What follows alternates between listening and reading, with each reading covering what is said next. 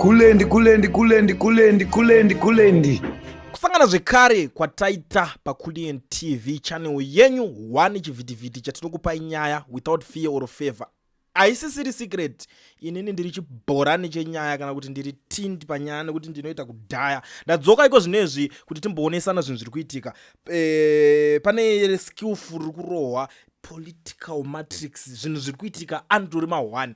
VP Chiwenga sanganiswa nebrush ravo. I told you guys kuti this time around zvinhu zvipere. VP Chiwenga pane rimwe brush rakavapotsa. That brush rekumboitwa Minister of Health pasina zvinhu zvaifamba. Brush iroro rine zvarakasiya rataura zvokuti vanhu vakutaura kuti imimi moda kuti munhu waite president akatadza kumhanya ministry, akatadza kurana ministry zvakanaka, moda kuti munhu iye azoita president under president 1. Rimwe brush futi rakavapenda zvikanzoni imimi achikwanisa kusiya mukadzi wake achiita zvakaita sezvizvi paitaura nyaya yaex-wife wake Mary Mbayiwa. Zvikanzisaka munozotaura kuti munhu iyeyo anokwanisa sei kuzotibata zvakanaka tesewo senyika sevana veZimbabwe. Imagine kuti hanzi ndisu tinenge tamutadzira. Nhasi asanganiswa nerimwe brush. KuTanzania kune hombe iri kuvhurwa iri kuitika. Makaona election yacho iri kunzi yakauraya vanhu something more than 700 people vakafa pachiitwa election yaSamia Suluhu yauya. But onaika President Emerson Mnangagwa lately ndopa vakazobuditsa that congratulatory letter, but vato understand nekuona kuti kune controversy because for now ngatitaurani, ngationesane chokwadi zviri kunyatsoitika izvi. So akaenda ichilema aenda ikoko Africa yese iri kupopota but yote ifunga kuti kushandisa brain kayo kuauta se wautanga uri kufunga nematumbu. Akaenda ichilema yo uri kufunga nechiwe ushandisa matumbu kufunga. Saka zvinhu izvozvo zvinhu zvokuti Zimbabwe vakaonera dhiri vatoona kuti president wese ari kuenda ikoko achanga akapendwa nezibrush rake zidema akavharidzirwa. So far SADC haina chairman. Former SADC chairman vapindira panyaya dzacho vakati right inaswe ndikutumirawo vice wangu ende chakutika nchekudai. So for your own information, I know you guys kuti amu understand Vice President Constantine Chiwenga vantoriwo mushandi, boss wavo ndi President Emerson Mnangagwa vekuZimbabwe ndo vanenge vari president wavo, ndo vanenge vari boss wavo, ndo vanowapa maorders. Ukaramba basa zvinongonza ukati kwakati ndanoda kuenda mandinyanyira unongosvika pangonza saka basa rako kunetsa ikanhaiba munini regedza itiso umwe because pane umwe watodawo mapositions iwayo. Maunderstand zvinhu zvinoitika. Saka VP vakangoenda ikoko vakanosangana nebrush ravo rekunzi ko why uchifamba uchibvuma kuenda kune zvinhu zvakadaro zvinenge zvichiitika. Why uchitadza kurizina, why uchitadza kuonera dhiri kuti zvinhu zvaitwa izvi is very bad. Wabvumire chikwenda ikoko ndo nyaya iri kunyanyisa kunetsa. But tiri panyaya yekunetsa kwezvinhu izvozvo SADC iri kubuda, iri kujamuka election racho rakaitwa ikoko. Iri kutaura kuti zoni hakuna election rakadaro, hakuna election yakadaro. Chii chakadaro chaiitwa ikoko? Mahumbwe, madhuna mutuna, mashura, mashiripiti chaiwo maita zvokuchikidzira vanhu, zvokuraya vanhu, muchisunga vanhu. It's like for the first time, because inini honestly handisandakambonzwa zvinhu zvakadaro. I've never seen such nonsense kawo election. Taiti kuZimbabwe kwakatoitwa election rinoningirinaka. Unoona kuti nyika dzakatanasa naZimbabwe dzitori nane in terms of zvinhu zvaiitwa kuTanzania. Maybe it's because vanhu vacho vekuTanzania vari more brave than maZimbabweans and I don't understand kuti chi kuZimbabwe kwakatovhurwawo hombe, kuZimbabwe kwakatofiwawo futi, kuZimbabwe kundone vanhu vakawanda makuva hobho, vana vazhinji inherera izvi. So but nhamba yacho ishoma pane nhamba yemafirwo akazoitwa kuTanzania. Zvinova zvinhu zvakonzeresa kuti SADC yacho ibudise tsamba. So now I don't understand. Tsamba yabuda kunani? Tsamba yabuda kumafoma ningirikini ava kana kuti kune vakuningirina vacho anyatsonyora tsamba yemuSADC wacho. Hatisi kuziva ndiani. But tsamba yakamira kare so. The parliamentary statement on the 2025 Tanzanian general election include the following key issues.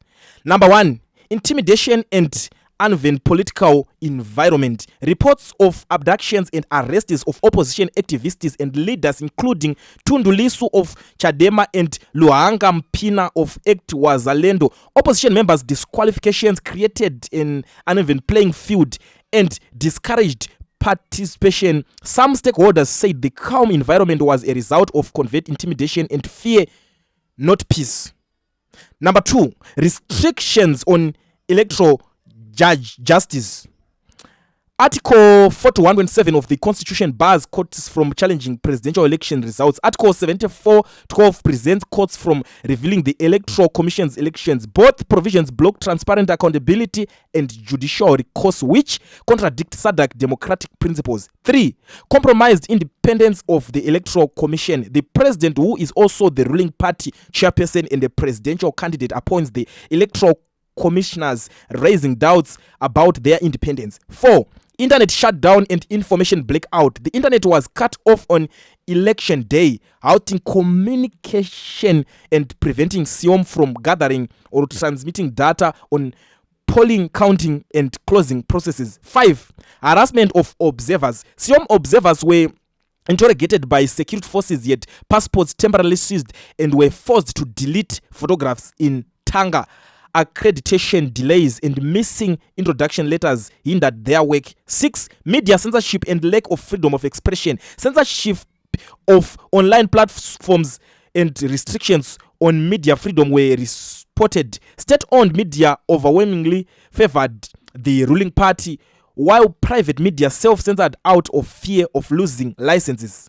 7. Low voter turnout and suspicious voting practices. The mission recorded very low turnout across polling stations. Some ballot boxes showed multiple stacked ballots, suggesting possible ballot stuffing. 8. Gender and youth marginalization. Only 3 of 17 residential candidates were women. Women and youth faced cultural, financial, and institutional barriers to meaningful participation.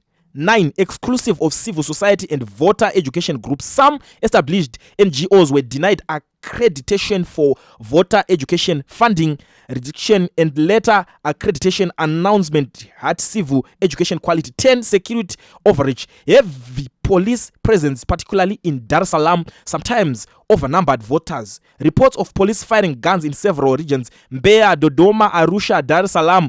11. Constitutional limitations on independent candidates. Law prevents citizens who are not affiliated with the political parties from running for office, restricting political choice and freedom of association. 12. Domestic observers largely absent. SIOM note a lack of local election observers in most polling stations. 13. Delayed report publication. The SIOM could not use its statement within the usual 2 days due to security and communication challenges, underscoring the tense and repressive environment. In conclusion, the SIOM determined that voters could not freely express their democratic will and that the 2025 Tanzanian elections fell short of SADC's principle and guideline governing democratic elections. The observation team was led by the Right Honorable Richard Msowoya, former Speaker of Parliament of the Republic of Malawi. Saka ukatoona pachinzi madedza ma observers eSADC mowatorera zvitupa zvima card zvawo, zvima media card, ma passport avo, uronza hausikumbokwaniza unge uchitaura nyaya yacho uchiendesa kune mamwe. It's like alright, matumira vanhu vemedia muri kuvadelitisa footage. Why? Havasi kukwanisa kutaura nana CNN, havasi kukwanisa kutaura nana nemamwe ana SABC, havasi kukwanisa kutaura even kana nenyika dzavo kuti kuno kutrafamba sei. Pane nyaya ipapo. Saka in short, pari kunzi election yeku Tanzania rakafoiriwa, harina kukwanisa kubata magirikini ese emSADC. But there is one thing that you guys have to know: Tanzania is not in Southern Africa. I think ndakakuudza izvinhu is more than 5 times panapa. But yakajoina chinjaya chinonzi SADC. So kana SADC yaramba, AU yakakorokotedza ka, I don't think kuti zvinopera musha. SADC ikaramba ichitoningana yakafita tonzi takutokubvisai futi pachinhu chacho, sarai muchiita zvinhu zvenyu mega. Ini ndo maonero andaita uko kuZimbabwe. Election rese rakadaro riri kutakurambwa neSADC ndo pari kutumirwa vice president weZimbabwe pachinhu chakadaro ichocho. Ponzi vice president yochienda unoti representa, isusu kuno kuti busy, we have a lot to do. Pane nyaya muri kupaonose apa. Kulian TV, Team VAT. Asi vanhu vachishamsika, Kulian TV haichatsika. Saka subscribe wozolaika, nechawana zvisapa nachichazosha. Everybody say Kulian, Kulian, Kulian, yeah. Information need brilliant, brilliant, brilliant, yeah. Everybody say Kulian.